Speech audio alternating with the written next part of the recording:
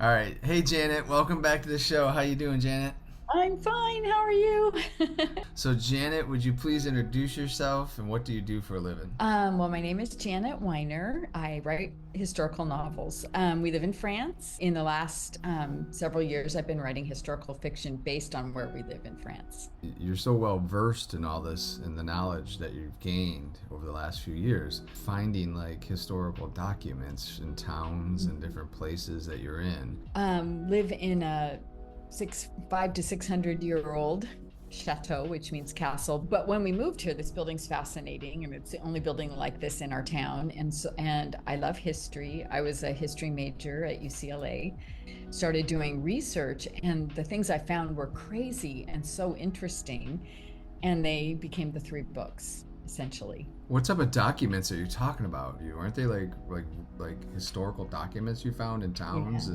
and censuses and all that kind of thing? I think last Yes. time. So Yeah. talk Good about that for a memory. minute. Yeah. I went to the archives in the town of Nîmes, and that was fascinating. And there was some protocol, but then in the end, they just gave me a box full of the documents I wanted. And I'm like picking up these ancient documents. Like they were very thick and written like with an ink pen dipped. You could tell, uneven writing. It was beautiful. I couldn't hardly read them though. I could hardly read them because of the paper quality. It was that thick, almost like homemade paper. It's like, and then the writing. Plus, it was in Old French, which is the equivalent of Old English. So it was like reading Shakespeare. And I started, and they were, as you said, like family Well, it would be like marriages, deaths, and then wills, like in who, and then also disputes.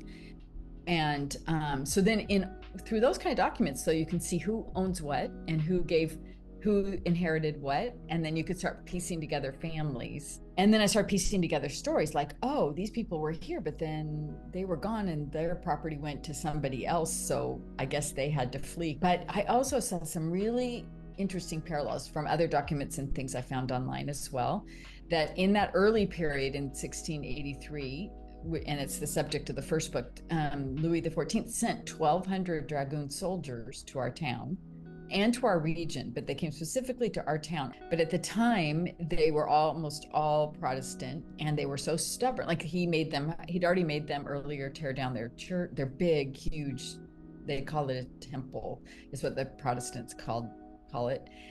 They still do today. And like Jewish people go to worship in a synagogue. So Protestants worship in a temple and Catholics worship in a church.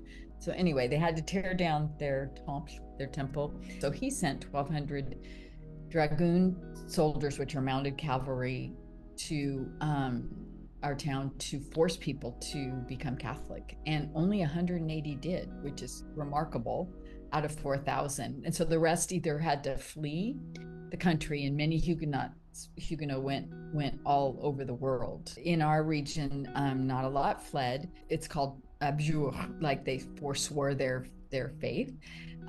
So they were sent. The men were sent to row, as I already said, in the galleys. That took 2 years, and then they would die. Like they'd be there chained to the galley for 2 years, and they mostly died within 2 years, and because they never were out of the boat. And women were sent to prisons. There's a famous prisoner, Marie Durand, who was in prison from the age of 19 for 38 years. That's Yeah, incredible. Holy I cow. know. The bottom of this one was as well. And sometimes the river that it's on would rise and they would just let them all drown. Several of us had to just run out and stand outside. And I was like, I feel like I'm going to throw up. Another one was like, I have a headache. Like it was so dark. And yes, we knew people lived there, but it was way beyond. I've been in other places where people have been killed. This was just, it was gross. It was just, I can't, it was a visceral reaction. And I find that interesting. And then that also affects you in certain ways when you go to write about things because Mhm. you've actually physically been to some of these places and it helps you envision, I think, what you're trying to Mhm. write about and how people feel. So I want to encourage the viewers to check out your books. Now, let's dive into your two books that you've wrote since I last talked to you, Yeah. but without Okay. giving the whole story away because we want the people to read the books. So Absolutely. you can hold them up if you want to start with your second book. Yep, there you go. Get it in the middle a little bit. All right. And then why don't you just give us a little synopsis and encourage us why we should read it. When God intervenes and he has his providence takes over and his love and in all his magnificence comes in and his prevenient grace that goes before, and how he works upon people's hearts. And and it's like I hear all these themes coming out of your stories and your research that you've not only written about, but the research you've experienced. Okay. Ready? All right. On a scale of 1 to I live in the archives now, how obsessed are you with historical research? Ooh. I'm going to put I live in the archives now as 10, and I would say I am probably... What's the strangest or funniest misconception people have about Huguenots that you constantly find yourself correcting?